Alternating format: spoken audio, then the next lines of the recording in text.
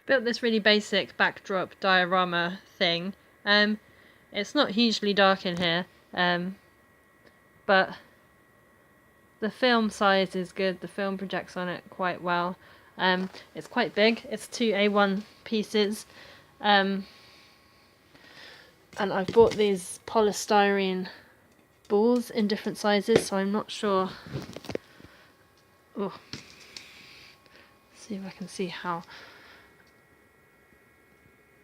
No, that's really unclear. Yeah, I'm not sure how that's going to work, or if that's going to work.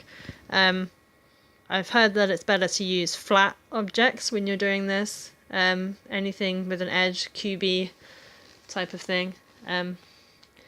But the imagery is quite clear. This hasn't been mapped at all. This is just straight from the projector. But the imagery is clear. I'm just thinking about what kind of film to make for the background. How to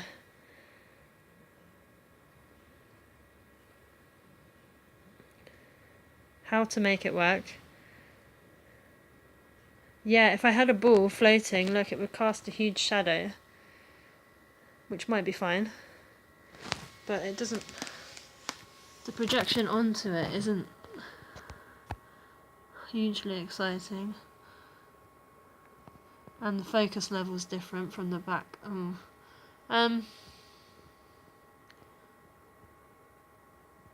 Yeah, I'm not really sure where to go next.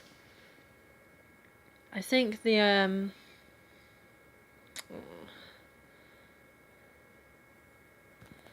best thing I can do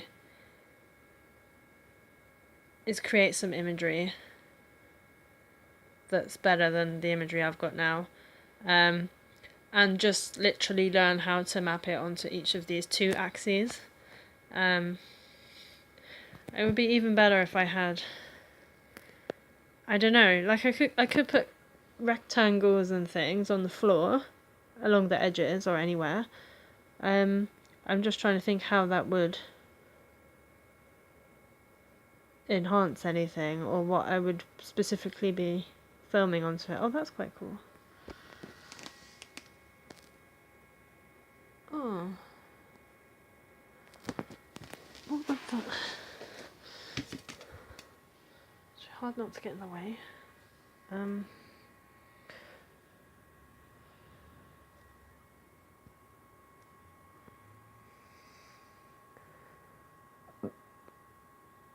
If I position this ball in such a way that it casts a really nice round shadow somewhere, it might not be that bad, and then project onto one side.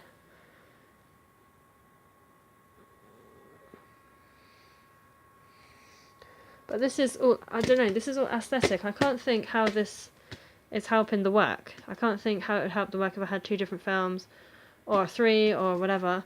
I guess it would help the work to be a bit more theatrical. I was trying to reference kind of storytelling and fiction anyway, so if I make it theatrical, surely that can only help. Surely that can only make it better.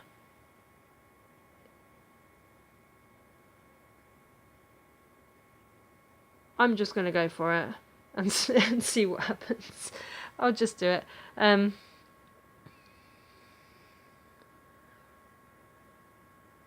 Oh, I've got an idea.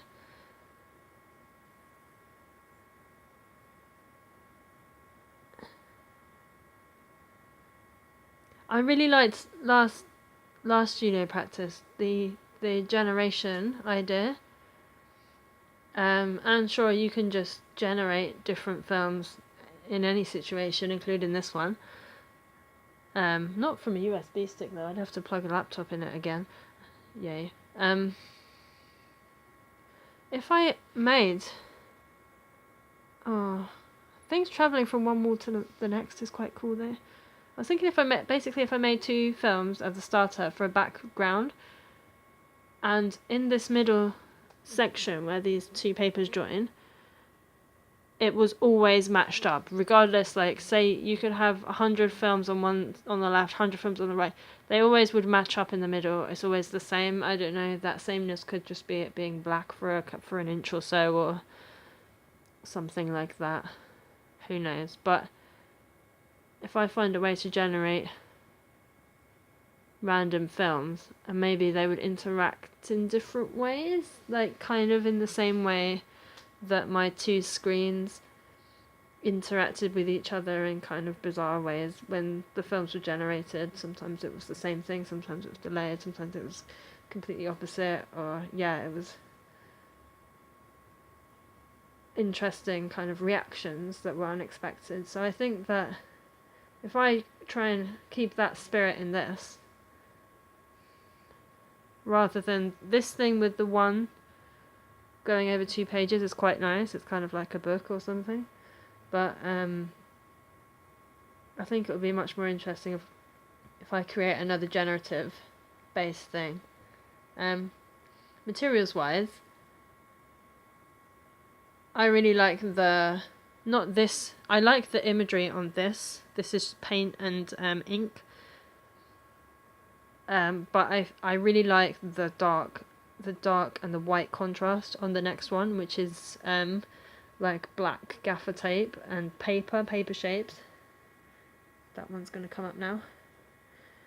So it's projected across, but on the right you can see basically it looks like nothing's even there. I guess in the dark it would look darker, I don't know. But yeah, these whites that come up, I think it's quite cool.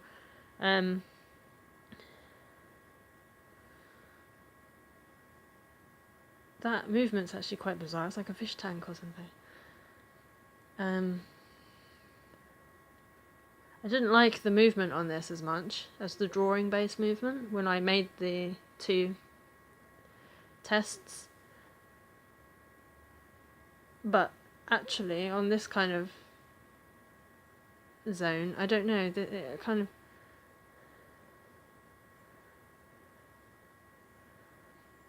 it feels a bit more calming. With the drawing, I think it works better when you can fit the whole image into your eyes, or at least almost fit the whole image into your eyes. There's a lot of detail when you get close to it. It kind of loses its appeal. This is kind of cool because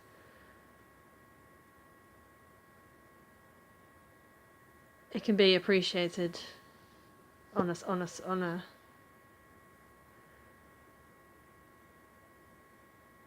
what am I trying to say? On the scale, on a close-up scale. Oh, I've lost my ability to articulate this.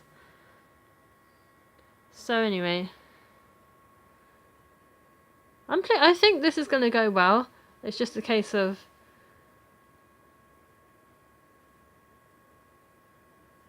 I'm not sure I'm going to achieve the best thing that can be achieved with this in the time that I've got left. But I'll try. I'll see. It's just making decisions and being able to analyze something really quickly and make a decision. That's a difficult skill. Because this is nice. This one's nice. I feel like I want to reject it for the other one. And the other one's way more simplified.